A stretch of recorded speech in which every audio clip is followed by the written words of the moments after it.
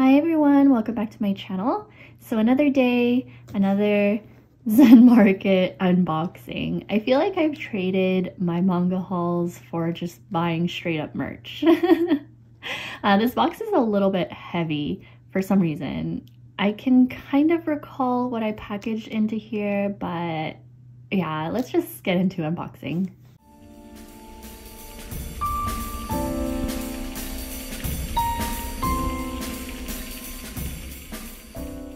I want to thank TokyoTreat and Sakuraco for sponsoring this video. I've been loving my partnership with them as I enjoy reading through the booklets and learning about traditional and pop culture in Japan, and of course, eating the snacks. If you couldn't tell, the TokyoTreat theme for December is a snacktacular Christmas. There's a bit of holiday flair and flavors mixed in here, which the booklet tells you about each snack included, as well as allergen information. But here's everything in this box, which you get quite a bit. I have to try these strawberry chocolate cake Kit Kats immediately because this makes me think of chocolate covered strawberries, which I love. And I had no doubt that I would like these. The chocolate is rich with a sweet taste of strawberry. I mean, anything strawberry and you'll find me there front row. Next, I'll try the snow sugar karinto, which is like a crispy dough that is covered in sugar crystals. It's not overwhelmingly sweet because there's a sesame flavor too. I like how there's multiple flavor profiles going on with Japanese snacks. For the Sakuraco box, the theme is holidays in Hokkaido, which has snacks that showcase the renowned flavors of Japan's northernmost island. These traditional and authentic snacks were curated by the Sakuraco team. The snowy imagery with lights and onsens really warms you up inside and gets you in the mood for the upcoming festivities. So again, the booklet has more info on the snacks included, as well as ingredients if you're concerned about allergens. Here are all the things included in this box, which this month's tableware item is the indigo yuzen dish. It is so beautiful. The patchwork design and broken lines allude to kintsugi, which is the art of repairing broken pottery. These are microwave and dishwasher safe. I will try the cookies with the matcha genmaicha tea. On the right is the milk and chocolate cookie, and next to it is the Hokkaido butter cookies. I was in the mood for something light, and I think these paired with the tea would be good. So these Hokkaido butter cookies were really delicious. I could taste the rich and creamy flavor of the butter, which I love my butter. The milk and chocolate cookie sandwich is also very good. It's a white chocolate made with Hokkaido milk. If you'd like to know more about these boxes and perhaps pick up some for yourself or loved ones, feel free to check out the description below for a couple links and a code you could use as well.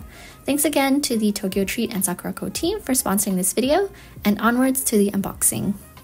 So I believe this was another ZenMarket box I put together back in June.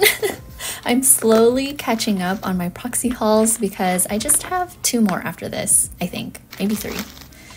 But first item is this shikishi board of the couple from The Love Song of the Cracker Ball by Suzumaru Minta. I love Suzumaru sensei's art, and especially this cover illustration, so why not get it in shikishi format? And then I believe this was the anime to limited edition booklet. I was already browsing, so I figured why not pick this up too, since there was a MERCARI Japan listing that had it with the manga volume. I think after I Didn't Mean to Fall in Love, this one-shot is my next favorite. Although, what's a cracker ball? Does anyone know what that is or is in reference to? But anyways, here's the Japanese volume. It follows these 2 childhood friends who find themselves gradually discovering feelings they may have for each other. I found that I'm partial to childhood friends to lovers stories, so no surprise that I like this one. It's short, but I feel like Suzumaru sensei paces well for one-shots. I would really love it if Seven Seas continued to pick up her series because I've read them all and I would love to have this particular one in English, along with I Didn't Mean to Fall in Love double, whenever that gets released. This next bundle contains this 2023 BL Award booklet that someone was selling with a manga volume I wanted. I also saw this award booklet mentioned by the mangaka Kokomi. I was curious, so I picked it up. It looked cute too. But here are best comics. I've read 2 and 3, 4 and 6 as well. I do want to read 10. And then Given, I love it. One just recently got licensed, best novels, and then best cover designs. I love that 6 is on here because I love that series. So here's the one-shot volume I wanted, Send Them a Farewell Gift for the Last Time by Kokomi, who is the same mangaka who did Restart After Coming Back Home and Restart After Growing Hungry. This one is for a mature audience though, while the Restart one-shots are non-explicit. I learned of this series from a friend and I teared up with how relatable the story and relationship were. It follows a couple's breakup due to a lack of commitment and attentiveness. Messiness ensues because even though they've broken up, doesn't mean the feelings also ended right then and there, especially when there continues to be lingering feelings and a desire to end the heartbreak by giving in to the love you once knew. I highly recommend this one if you're of age. It releases in English in January through Tokyopop. I'm not sure why I was browsing for Horimiya things because goodness knows I don't need any more stuff, but I learned of this cafe box that contains a series of postcards. I thought the box was so cute. It's nothing crazy because it's just a printed cardstock box. Still sturdy though, and then the postcard illustrations are nice. I really love Miyamura and Hori in this art style. I noticed a very slight shift in how they're drawn in the recent G Fantasy covers where they're featured. I think they're drawn a bit sharper rather than slightly more rounded and softer, if that makes any sense. But anyways, I still love them regardless, and so that's why I'm here. I wish they'd do cafe collabs like this in the States. I do hear that the food is usually whatever, like, I don't know about a black burger bun with manga panels printed on cheese. Yeah, that sounds weird, but these drinks look good.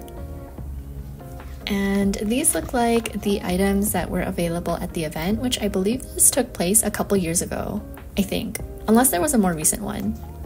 So I'll just speed through what the postcards look like.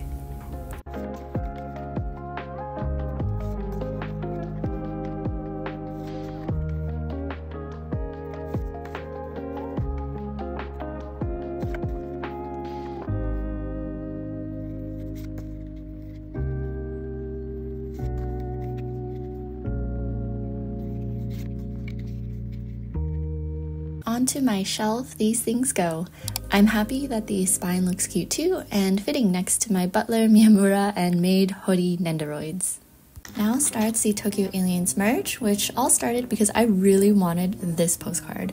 I think at the time I was chatting with a friend while they read the first 3 volumes of the manga, so I got to looking at the available merch. I saw this illustration on Naoi's posts and needed it ASAP so I could frame it, and that's exactly what I did. While I was browsing on MERCARI Japan, I saw all these other postcards. I'm not sure which event these got released at, but I remember thinking I only wanted specific ones, but then the part of me that's a completionist won out and I just got the entire set. I don't love all of them, so maybe those I'll actually use as postcards, because there's only a few characters that I like so far, and while I think the series is good, it's like lukewarm for me. I'll continue to cycle through all the ones in this stack, but besides Hyoko, the only other characters I care to learn about are Sho and Reiji, although I haven't read volume 4 or 5 yet, so maybe there are characters I'll like who I haven't been introduced to.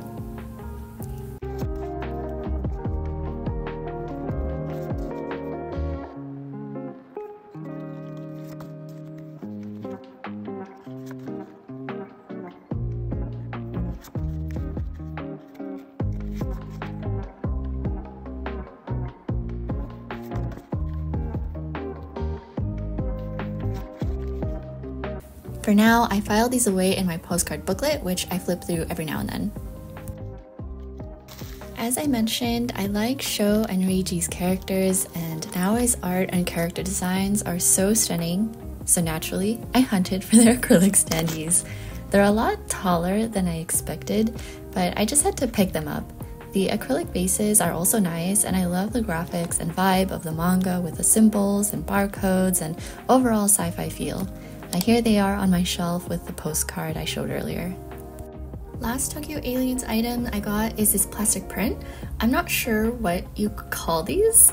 I mostly got it for this front image because I really like the art and coloring, but I didn't realize it has this illustration of Raika Nadeshiko on the other side, which is cool. I think I remember her character popping up in volume 2, Then I got a few more Yona of the Dawn mini acrylic standees. If you saw in my previous haul video, I picked up a few others that are like these. The completionist in me struck again because I couldn't just stop at those and got the rest. There may be others that I didn't get. Not gonna lie though, I feel like I may have gotten too many because after I put these on my shelf, the amount of acrylic standees felt too overwhelming for how I like to decorate, so I may actually give some of these away. So I had been casually searching for this monochrome additional art booklet that was originally bundled with the given art book. Even though I already have this main art book, I think it was cheaper to just get it again rather than to buy a secondhand listing with just monochrome. Either way, I'm happy to have this now because as someone who's an avid given collector of all the things, I needed to get this copy eventually. I think what I'm going to do, which spoiler alert, but as a benefit for still watching this video, is I'll include my extra given art book as part of a giveaway that I'll announce in a future video. Anyways, I think this fold out is really nice and it's a thick cardstock too. Natsuki Kizu's art is one of my favorites, as well as how it's graphically presented, from the merch to the manga volumes to the Blu-rays. She just has an eye for aesthetics, and while I still love the given art from the beginning, the way her art style evolved into what it currently is now with the later volumes, I'm absolutely in love. But I'll continue to flip through this in case anyone was wondering what's inside.